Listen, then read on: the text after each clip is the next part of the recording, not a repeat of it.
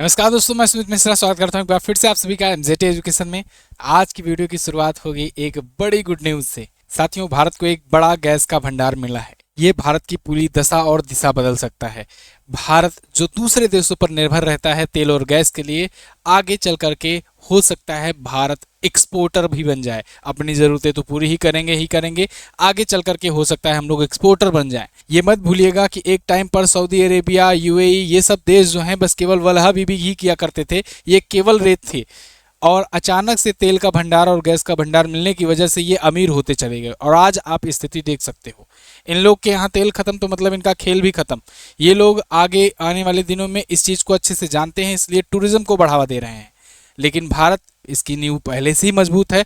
और लेकिन फिर भी अभी हम लोग एनर्जी सेक्टर में जो दूसरों देशों पर डिपेंडेंट हैं, वो डिपेंडेंसी हटेगी इस गैस के भंडार मिल जाने से। ये इतना बड़ा गैस का भंडार है कि भारत की पूरी जरूरतें पूरा कर सकता है। तो चलिए देखते हैं और डिटेल में एनालिसिस करते हैं इस गैस के भंडार के बारे में। आप ये आर्टिकल वगैरह देख पाओगे। अंडमान सी में ये मिला हुआ है। अंडमान सी आप जानते हो अंडमान निकोबार का हिस्सा है और जो कि भारत का हिस्सा है।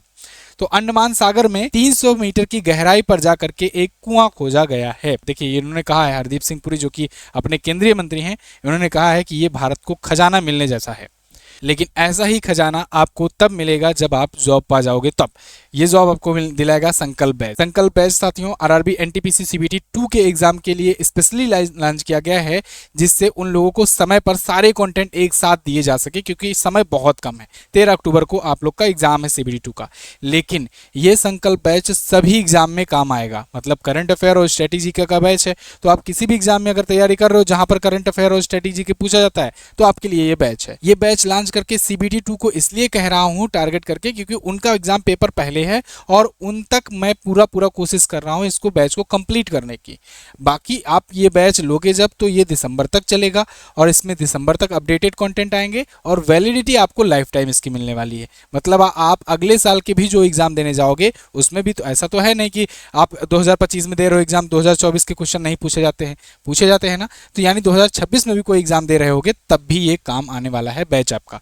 तो इस बैच में हिंदी और इंग्लिश लैंग्वेज में सारी क्लासेस आपको मिलती हैं और साथ ही साथ इसमें ई बुक्स भी मिलती हैं, पीडीएफ भी मिलती हैं, वीडियोस भी मिलती हैं, स्टैटिक जीके की भी और करंट अफेयर की। ज़बरदस्त बैच है, लिंक डिस्क्रिप्शन में है, उसको जा करके देखिए। और हाँ, अभी चूंकि नवरात्रि ऑफर के तहत इसे लॉन्च किया गया है, तो आप अगर दुर्गा कूपन कोड यूज करते हो DURGA, तो आपको 50% डिस्काउंट पर यह बैच मिल रहा है मात्र 299 में। याद रहे, आप इस लेवल का कंटेंट कहीं पर भी नहीं प्राप्त कर पाओगे इस रेंज में, ठीक है। तो फटाफट से डिस्क्रिप्शन में जाइए, एमजेटी ऐप का लिंक है, ज्वाइन कीजिए। वीडियो कोर्स सेक्शन में जाकर किसी भी सहायता के लिए आप व्हाट्सएप कर सकते हैं, उसका भी नंबर दिया गया है। आते हैं टॉपिक पर। साथियों, जब बात आती है दुनिया में एनर्जी की, तो दो एनर्जी सबसे ज्यादा चर्चे में आती है। एक होती है ऑयल की, दूसरी होती है नेचुरल गैस की। एक और एनर्जी होती है जो चर्चे में तो रहती है, लेकिन वो उसका उतना उत्पादन दुनिया के पास नहीं है, या कहें उसका मिलना या उसका खरीद फरोख्त करना इतना आसान नहीं है। वो होती है यूरेनियम, है ना।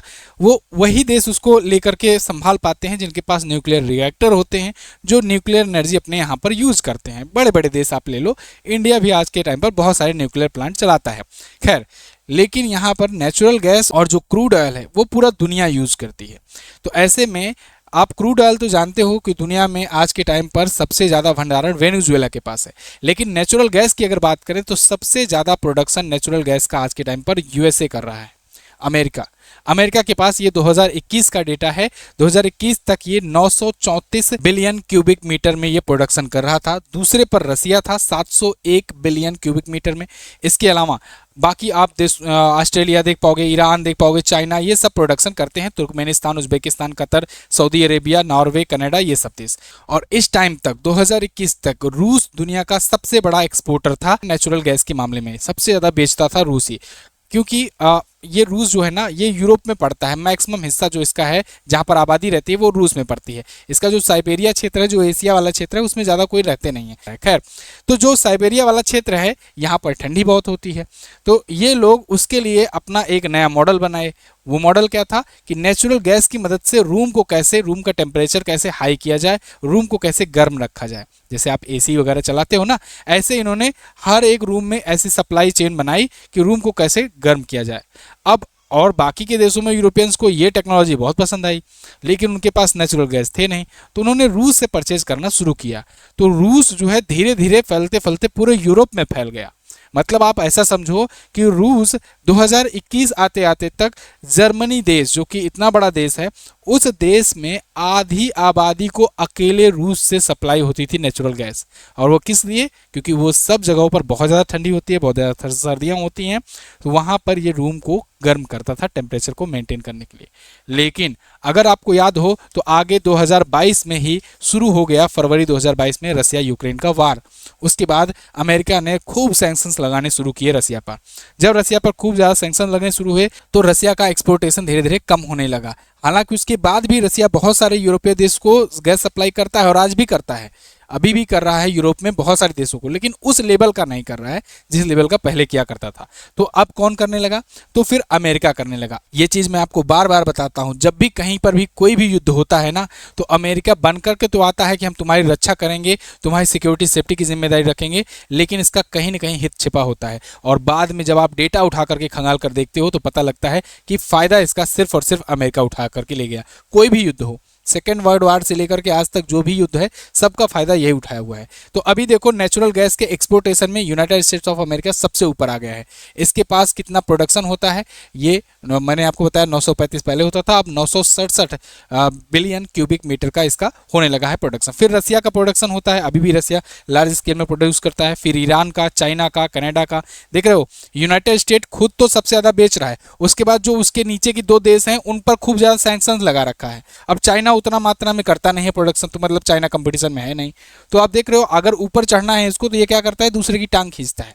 अभी भारत तेजी से ग्रो कर रहा है तो भारत पर खूब इधर उधर टैरिफ और इधर उधर का चोट पहुंचाने की कोशिश कर रहा है। खैर, ये सब तो विश्व की बातें हैं, हम लोग आ जाते हैं अपने मुद्दे पर। जो मिला है इंडिया में भंडार, उसका क्या हाल है, वो कहाँ पर लोकेटेड है? तो आप देख पाओगे मैप में, जैसे ये रहा अपना प्यारा भारत। ये भारत का ही एक हिस्सा है, अंडमान और निकोबार। ये द्वीप समूह है और भारत के लिए स्ट्रेटेजिकली बहुत ज़्यादा इंपॉर्टेंस रखता है।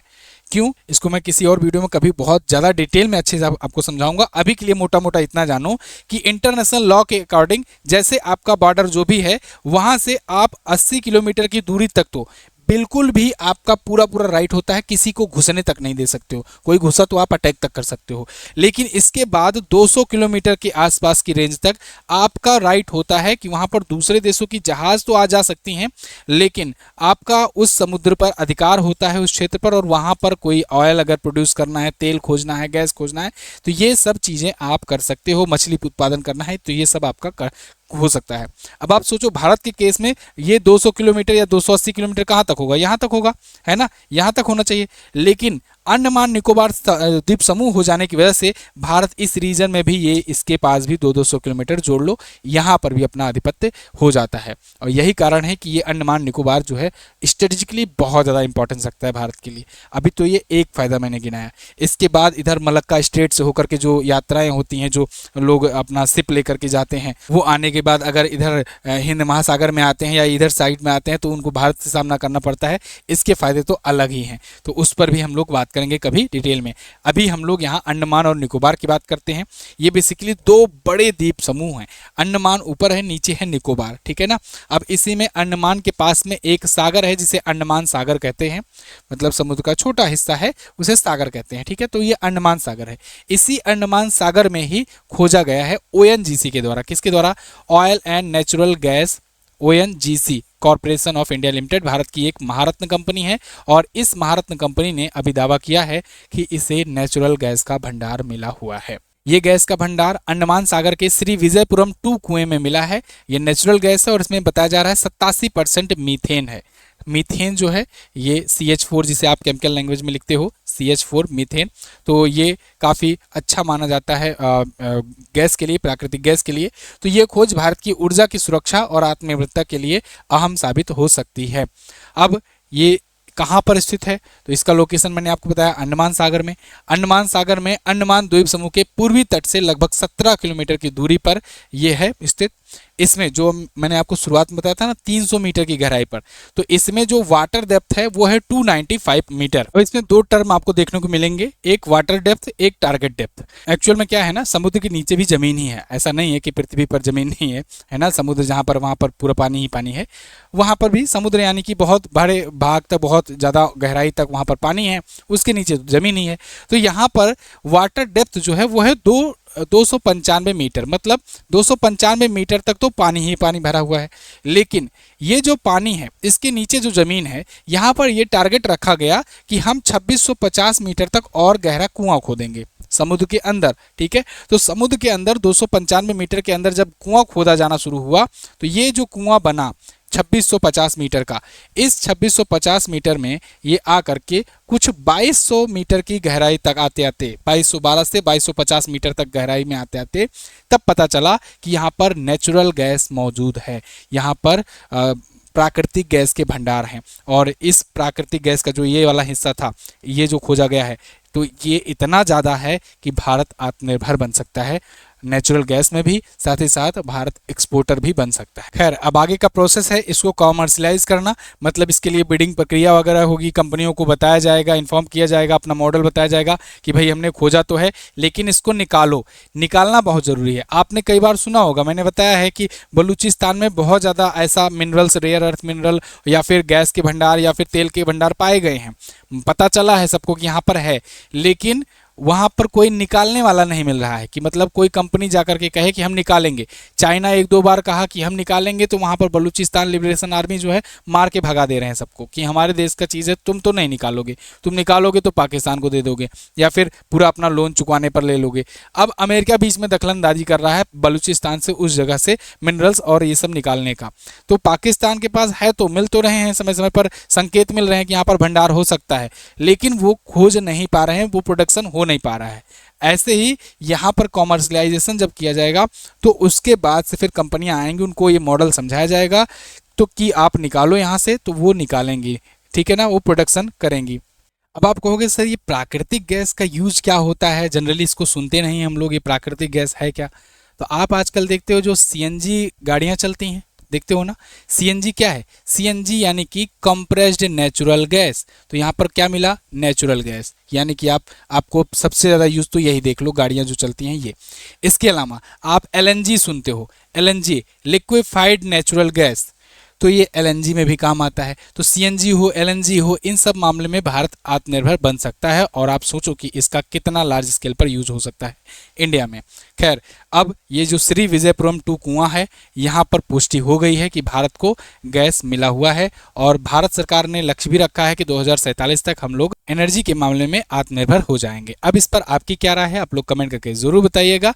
इसके अलावा अंत में जाते जाते एक बार फिर से संकल्प बैच 2025 है, इस बैच को ज्वाइन कीजिए। करंट अफेयर और स्टैटिक की आप किसी भी एग्जाम की तैयारी कर रहे हैं तो यहाँ पर टॉपिक वाइज क्लासेस प्राप्त कर सकते हैं। सिस्टमैटिक ढंग से सारी क्लासेस होंगी करंट अफेयर की। यहाँ पर क्लासेस डेली 3 से 4 क्लासेस आ रही हैं, जिससे तेजी से आप अपने आने वाले एग्जाम की तैयारी कर सको। तो फटाफट से इसे ज्वाइन कीजिए। अभी ऑफर प्राइस है 299 का, तो इसे ज्वाइन करके आप अपना शुरू कर सकते हो, नहीं तो इसका प्राइस डबल हो जाएगा। MZT ऐप पर यह बैच मिलेगा, लिंक डिस्क्रिप्शन में है। मिलूंगा मैं अगली वीडियो में, तब तक के लिए नमस्कार, जय हिंद, वंदे मातरम।